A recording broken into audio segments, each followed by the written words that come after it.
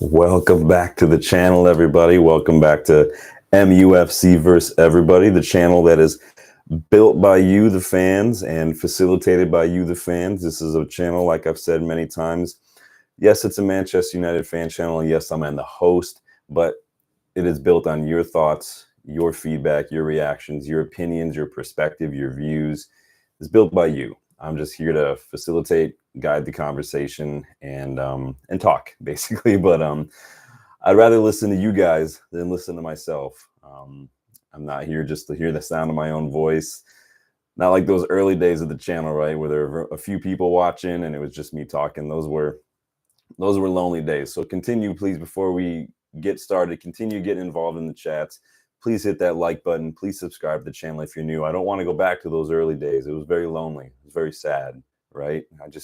I think about it and all I hear is, hello, darkness, my old friend. Let's not do that. And no one wants to hear me sing anymore. So let's just move on, shall we? So we're back to the channel. Obviously, we were here earlier. Have United made any announcements? Is there any news to cover tonight on this show? Any new developments? Any new anything? Oh, wait, that's right. Of course. What am I thinking?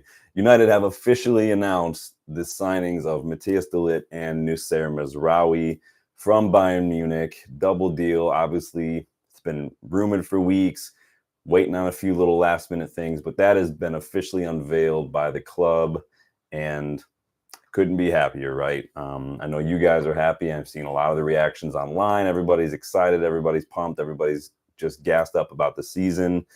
Let me know what you thought. So 45 million euro fee for De Ligt, 5 million in add-ons, 5-year deal, option for a 6th year. And it was confirmed as well, De Ligt will wear the number 4 shirt, the short previous worn by Phil Jones for many, many years. Amrabat wore it last year while he was on loan. Now it is De Ligt. And then obviously we got the confirmation that Mazraoui is signed. 15 million euros for Mazraoui, 5 million in add-ons. Looks like he will be getting the number 3 shirt. I think, did anybody wear that shirt after Eric Bailly? Eric Bailly has worn it for a while, right? So let me know. My memory's a little fuzzy. He's getting the number 3 shirt. So again, 60 million euros for both players together that's insane. Again, if De Ligt's knee issues aren't a problem, because I know, like, I've never said that he's like missed a ton of games. It's just the knee injury. It's the nature of the injury itself that worries me, right? It's kind of like when Gareth Bale started getting this similar kind of knee injury. It wasn't that maybe at first it was bad and he was missing a ton of games, but it's the nature of the injury and you worry about it a little bit. So hopefully he could stay fit. If so, then like I said the other day, this could be one of the best deals of the summer. He's not old. He's a young guy. He's a good leader, dominant physical specimen, despite what Graham Souness would have you believe, that he's lightweight, apparently. I don't... Why people give Graham Souness a microphone or stick him in front of a camera these days is beyond me. I literally don't get it. I think he's literally just there so all the other pundits can feel better about themselves at this point, because how Graham Souness gets a microphone, I don't understand. And I did tell you it was no coincidence that we were waiting to that 3rd kit drop before you announced these signings, because they were both featured in the 3rd kit in the release today. So let's read a little bit about what United had to say. So the official announcement reads, Manchester United is pleased to confirm that Matthijs de Ligt has joined the club subject to registration. The Netherlands international has signed a contract until June 2029 with the option to extend for a further year. At the age of 25, de Ligt has already won the league title in 3 countries with Ajax, Juventus, and Bayern. Yeah, I did see a little bit of a stat that, like, all these new clubs that he's gone to since, like, he won the league like the same year that he signed. So I'm not saying 21 is coming, but I'm just saying 21 is coming. You know what I'm saying? United's press official release continues. The former Copa Trophy and Golden Boy winner has made 324 club appearances and has 45 international caps. De Ligt himself said, as soon as I heard that Manchester United wanted me, I felt an excitement about the opportunity for a new challenge at such a historic club. In the conversations that followed, I was impressed by the vision that the football leadership set out. So again, that vision, that project, right? We're selling it. and the role they saw for me in it. I think he's going to play a big part. Like I spoke about earlier, called in, talked to the grumpy pundits, called out Rodney Marsh, trying to say that Maguire and Evans were going to be our partnership moving forward because that's who was in preseason. No, it's going to be Ligt and Ligt, and Euro is going to rotate into there and probably, feature a little heavily. So I like what I'm seeing so far. Ligt continues and says, Erik ten Hag shaped the early stages of my career, so he knows how to get the best out of me, and I cannot wait to work with him again. I know what it takes to succeed at the highest level, and I'm determined to continue that record at this special club. We are a special club. Big up, Matthijs de Ligt. Dan Ashworth had comments to say. He said, Matthijs is an outstanding defender and proven winner who will add quality, experience, and leadership to our existing group of senior players. He's already enjoyed considerable success in his career, and we are convinced that his best years are still ahead. We want to help him achieve that at Manchester United. So, club statement on the new signing. It's been a while since we've had like a double signing announcement, right? When was the last time we've done that? Do you guys remember the last time we had a double announcement? Was it under Van Gaal? Was it one of those signings? Was it like a combination Schweinsteiger and Schneiderlin kind of deal? Let me know if you remember when the last time we announced the double like that and had the pictures of both players at once. They also got a press release statement from United regarding Mazraoui. Obviously signed him as well. Same basic opening, pleased to confirm Mazraoui has joined the club subject to registration. Morocco International signed a contract till June 2028 with an option to extend a further year. So we love that extra option. Hopefully we didn't add that little clause into these options like we did apparently into Wan-Bissaka's and a couple other players, where if we exercise that extra year, then they get half the fee that they're sold for. I still can't get over that. That is some messed up shit. The club statement continues. Mazraoui, 26, has won 4 league titles, 3 with Ajax and 1 with Bayern Munich. The fullback has made 28 appearances for his country and was a key part of the team that reached the semifinal of the 2022 World Cup. Mazraoui himself has said, it's an incredible feeling to be a Manchester United player. I cannot wait to walk out at Old Trafford wearing the red shirt. We can't wait either. I know that I'm joining the club at an exciting time. Everyone I've spoken to has the same ambition for us to win trophies together, and I can feel the determination to achieve that. Again, Erik ten Hag played an important part in my development as a player, so I was excited to be reuniting with him as I enter the prime years of my career. I know what he expects from his players, and I will give everything to help the group be successful. So it's so funny when Pep Guardiola is apparently very demanding, very high standards, demands a lot from his players, has high expectations, that he's this genius. He is just this football god. But when Erik ten Hag does it, he's falling out with the players. He's a bully. Like nothing but good things said by Erik ten Hag from his former players, even before they joined United, because a lot of them joined United. But it's, again, pointing out the double standards, pointing out the hypocrisy, pointing out the bias. You have to, or else no one's going to know. Dan Ashworth had a comment on Mazraoui as well. He says Mazraoui is a dynamic attacking fullback who can play both on the right and the left side of defense. His experience and versatility will make him an excellent addition to our squad. That sounds like a Chat GPT generated statement. It's just kind of like facts, but like said in a sentence form. It's so funny. He's a dynamic attacking fullback who can play on both sides, and he has experience and versatility. Like, all right, it definitely sounds like an AI generated statement to me. Ashworth continues on Mazraoui and says, having already won a number of trophies in his career, we know that Noussair's winning mentality will be a real asset to the group as we work together to deliver the success required of Manchester United. So there you have it. Big news of the day. Like I said earlier, I was hoping we were going to get that news a little earlier before I went live. I was kind of holding off. I kind of scheduled some things so maybe I could catch it. And of course, it popped up like not even an hour after my stream ended earlier. So it is what it is. But like I said, I am back to get your thoughts and views. Let me know in the chat what you think. Like the video, subscribe if you're new. Let's keep going with some more updates. So I don't know about you, but I'm very excited to see how we play this season with players now that really suit what we're trying to do. And hopefully we can continue to have fit players throughout the season so we can continue to see that system. I don't want to go back to seeing us try to play out from the back with Harry Maguire and Johnny Evans. I will literally punch myself in the face if I have to watch that again. De Ligt is a ball-playing center back, great in the air, fast enough to make those recovery runs. You know, I think that you guys are gonna be surprised just how good he is. Mazraoui's attacking and ball progression numbers are excellent, especially, you know, compared to other fullbacks. His tackling and interceptions are on point as well. If you look at his metrics in those and his percentile ranks, his aerial duels are very good as well. He's not short. He's like 6 foot. So I'm hoping that with the aerial duels, the interceptions, the tackles, and his height, that we're not going to be done time and time again with those crosses to the back post like we have been, where we fall asleep on those or we're just not getting to them. So you should be excited. I'm excited.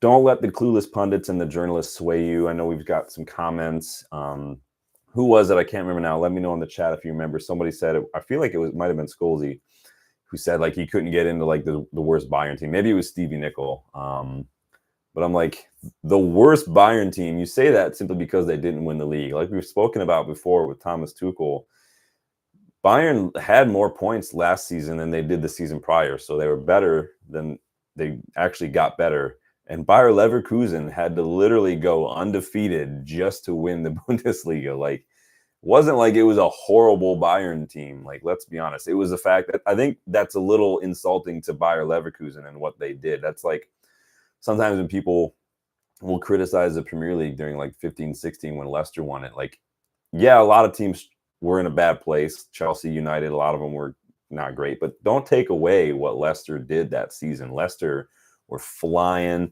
Vardy was scoring left and right. He had that consecutive game goal scoring record. You can't take away from that. Like, don't take away from what Leverkusen are doing just because Bayern Munich didn't win the league. It's not like it was the worst. And De Ligt played a lot for them. So all the guys like Graham Souness, Robbie Fowler, Stevie Nichols, Samuel Butthurst, Craig Burley, et cetera, all they do when they spout that kind of nonsense about United, and you notice that when De Ligt was linked to Liverpool years ago, nobody had anything bad to say about him then, right? It was like, oh, we're getting he's a gem, let's get him. Like, but all they do when they spout nonsense about United is show just how little knowledge of the game they have. The game, it's kind of like Mourinho. The game is passing them by. They're not staying current with it. They're not really embracing the analytical side of it. It doesn't mean you have to forget about like the eye test and whatnot, but you have to embrace other things because the eye test will lie just like numbers will lie. They work together. Like I discussed earlier on that earlier show, that call in I did to Sirius XM talking to Rodney Marsh and pulling him up on some of the nonsense he was talking because he's an ex-City player and he has a clear agenda and it's never ever a positive thing he says about United. I feel like the only positive time you're going to hear anything on Sirius XM about Manchester United is when I call in the show.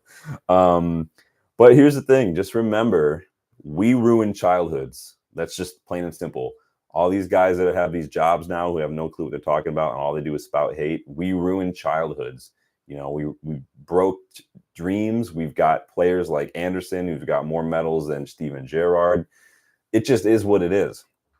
And we ruin childhoods. And I'm a therapist. So believe me when I say that childhood trauma is powerful and it's very painful and it's very deep.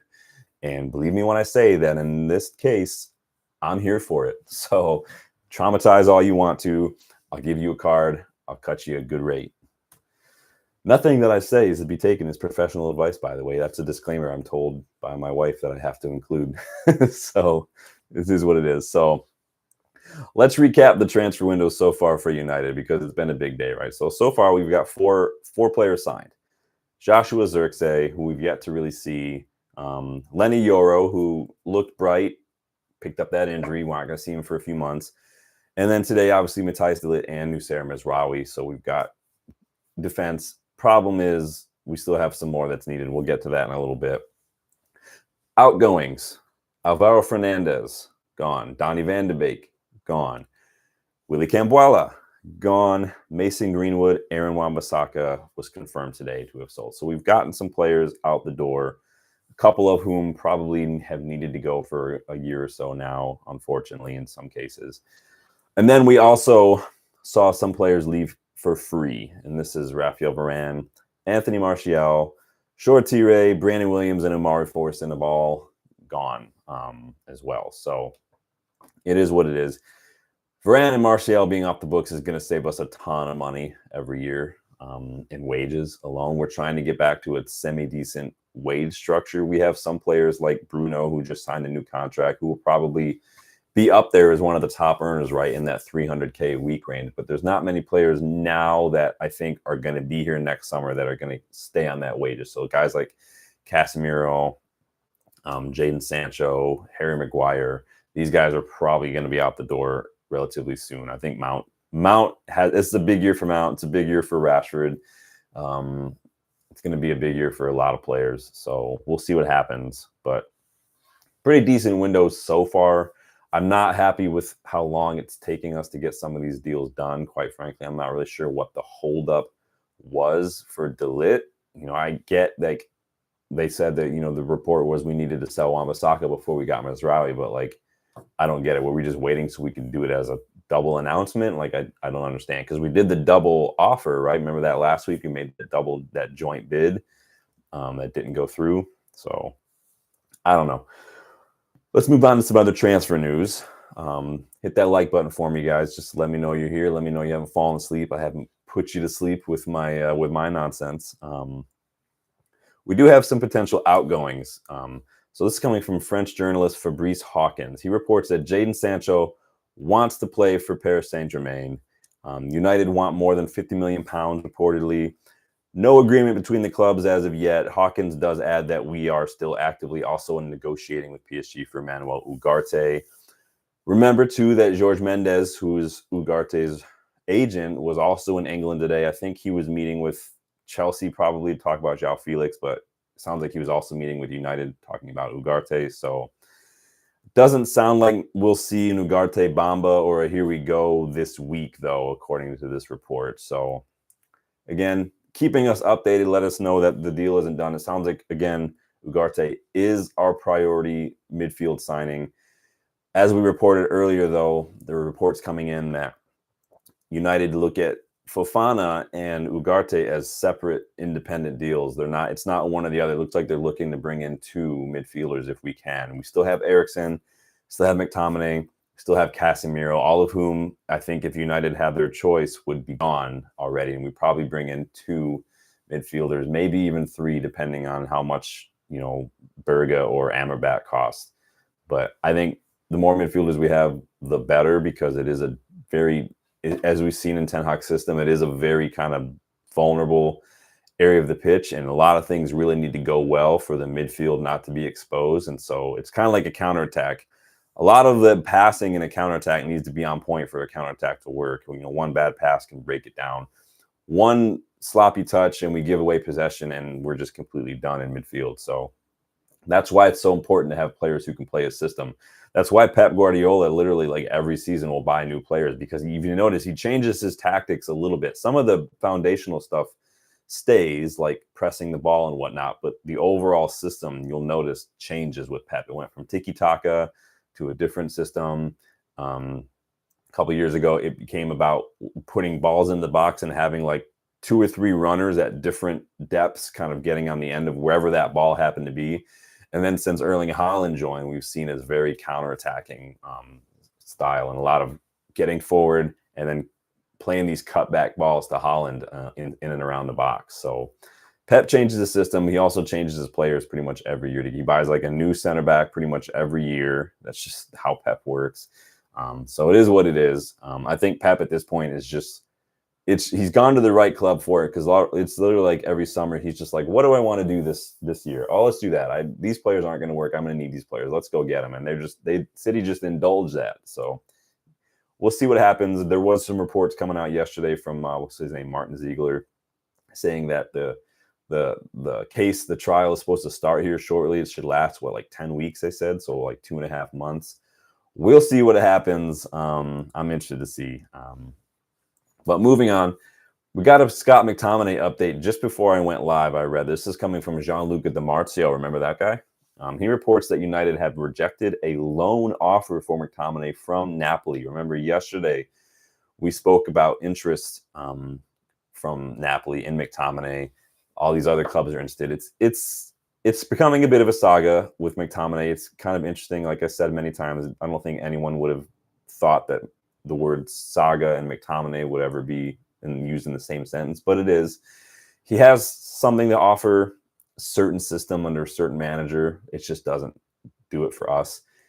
I mean, it is what it is. I think Amane's best attributes, like I've said many times, are his striking, and it's just his ability to kind of cause a little bit of chaos in the opposition area, like that goal against Liverpool in the FA Cup quarterfinal, the Brentford match. He came on and scored 2. Like, he has that knack. It's just that I need more.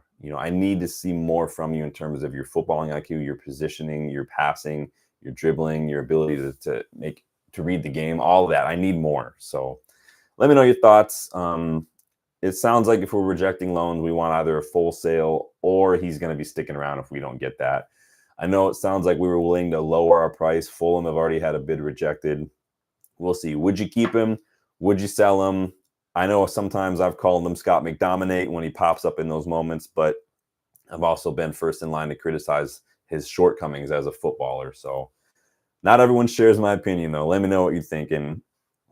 If you didn't see the news earlier, it literally went live during my stream earlier, so I was able to kind of update everybody on that. But if you weren't able to see that, or if you've not been on social media at all this afternoon, it was announced by the club that Luke Shaw has suffered a calf injury in preseason training. Surprise, surprise, I know.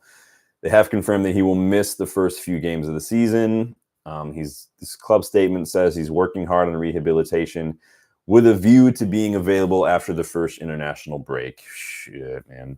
More like a view to being available for England's first international break. Because get it? Because he's fit for England, but he's not fit for United. Dude, it's been a long day. Just let me have that one. I don't, like I've said many times, Shaw, we can't go into the season and list Shaw as a left back option because he's just not fit. It just is what it is. When he is fit, he is very, very good. When he's not fit, he's just not here. He's literally been unfit for 50% of the matches that he's been here for as a United player in the last decade. That is not a reliable player. That's a sick note. That is a player who probably should have been moved on a couple of years ago with the frequency of the injuries we saw. And this isn't me saying I don't like him as a player. It's just me trying to be pragmatic and put the club first.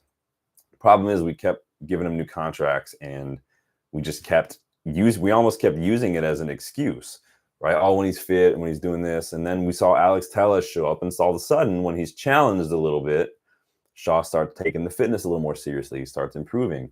Malacia showed up. Shaw got a little better. Malacia got injured, and Shaw's maybe not trying as hard. So it's a little frustrating that he was not fit, and then he went to the England camp. He should have not gone. He should have recovered at United and spent some time alongside Rashford at Carrington, just putting in the work, getting fit, because now he's gone, and we don't have a left back. Mazraoui can play there. Dalot can play there, yes. But this is why I said for months, way ahead of time. This is why when you go back and look at my videos from like late May, early June, even like April, I think it was, I did a whole video on left back targets that I wanted us to look at because I thought that even today, it's confirmed left back should have been one of our top priorities. We needed a striker. We needed to improve defense because Ram was leading. And obviously we could have improved on Casemiro, but we needed a left back, and I listed several on there. I don't remember all of them off the top of my head. I know I listed like Leif Davis at Ipswich, Bjorn Meyer at Club Brugge, a couple other ones. You'll have to go back and check it out, but because it was literally like 3 months ago. We need a left back. We need a player who plays left back. Malacia is not fit. Shaw's not fit. People listed earlier in the video, Harry Amos. Harry Amos has literally only played a few minutes of preseason first team football. Like that's not enough to throw him into the deep end. I get the whole if you're good enough, you're old enough, but is he good enough? If you had to right now, if it was a Champions League final, would you trust Harry Amos as your starting left back? Answer that question in your own mind. I'm not saying he's bad. I really like what I've seen. I think that he could be a good rotation option, but he's not the starter, and that's just the way it is. So we'll see what happens with that, but I'm not happy about that. And then finally, just to close out today, and a bit of a bittersweet note, but I just saw it before I go live. Maybe I missed it, but I just saw it now. Pepe retired from football. Whether that was today or just this week or what, that makes me feel old. Tony Cruz retired, Pepe retired. Like, man, that makes me. Why, God? Why are you doing this to us? Right? Like, that makes me feel old. So it doesn't look like, you know, Porto are gonna be selling any big players anytime soon. But man, Pepe, I mean, for a footballer, he was up there, right? What is he, like 41? I mean, he's still doing it though, so it is what it is. But Pepe is retired. It's kind of like I was watching. I was talking about the NFL the other day with somebody. I don't know if you guys watch NFL, but I haven't. I used to watch a lot of it, probably like 15 years ago, and then I stopped watching, mostly because I'm old and the games are so late and they're so long. Watching a lot of like football, like European football, will spoil a lot of other sports for you because there's like no commercials, and then I go from watching this to watching NFL, and it's literally like a play and then a commercial. Like the commercials are longer than the plays. I couldn't last a quarter because a quarter was already taken like 45 minutes. So, but I was watching this and I'm like, I don't know who any of these players are. Am I just old? I'm like, it is like the last player that I was familiar with that retired recently was Tom Brady, and now he's gone. It's the same like this. Like, we're going through that generation. Like, we're gonna be looking in a couple of years, and Rashford's gonna be retiring in like 5-6 years. You know, like and you're gonna be like, oh man, I remember watching football before Rashford was even born, and now he's gonna be retiring. Like, talk about a way to make you feel old. So just a little fun, positive note to end on. But yeah, I just clocked that before I went live. That Pepe is retiring, so that's too bad. He's a good defender. I really liked watching him at Real Madrid. I know my buddy Justin's a big Real Madrid fan. I know he'll probably have a lot of opinions on Pepe. I miss players like that, like your Pepes, like your Roy Keanes, like Licha, like Bruno, Ugarte, even to some extent, like players who just they wear it on their sleeve, and they, like Sergio Ramos is another one. Like, you're not like Antonio Rudiger is probably a good modern example. Like, you have to have, like, modern football needs more players like that, and I feel like it's dying out a little bit, which is unfortunate. Maybe we can get some of these. Maybe when Kai Rooney gets old enough, he can bring some of his dad's red mist into the modern game and just start, kicking people hard on drop balls like that famous Rooney clip. I don't know, but let me know your thoughts. Let me get involved in the comments. If you're not able to catch the live, like the video if you haven't yet. Subscribe to the channel if you are new, please. It helps the community grow. Go back and check out the award show from the weekend. I know it's a couple days removed, but a lot of good, fun chats in there with my buddy Dylan, who joined me live for that. Check out the awards, recapping the Community Shield, and obviously talking about transfer news. Go check that one out. Leave a comment with your thoughts on this video. Leave a comment on your thoughts on any video. I respond to every comment because, like I said, that's the foundation of this channel, is your views, your opinions, your thoughts, your perspective. I'm just here to kind of put the topics out, and I want you guys to chat about them and let me know what you think. So thank you guys for stopping by. Again, like the video, subscribe to the channel, and I will see you guys on the next one. Later.